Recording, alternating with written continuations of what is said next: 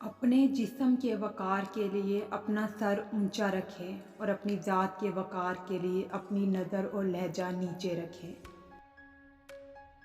سورج کو نمایاں ہونے کے لیے تاریکی درکار ہے۔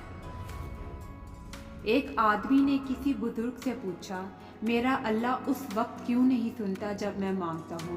بزرگ نے مسکرا کر کہا، وہ تیرے گناہوں کی سزا بھی اس وقت نہیں دیتا جب تو کرتا ہے۔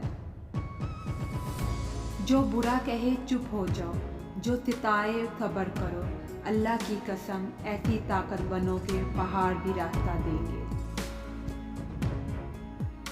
بچپن کی خوبصورت یاد، پہلا کلمہ طیب، طیب میں نے پاک۔ لوگ پیار کے لیے ہوتے ہیں اور چیزیں استعمال کے لیے۔ بات تب بگڑتی ہے جب چیزوں سے پیار کیا جائے اور لوگوں کو استعمال کیا جائے۔ تھوڑے میں خوش رہنا سیکھو، جن سے زیادہ کی چاہ تم سے تمہارا سکون چھین لے گی۔ بہت سکون ہے اس میں جسے لوگ نماز کہتے ہیں۔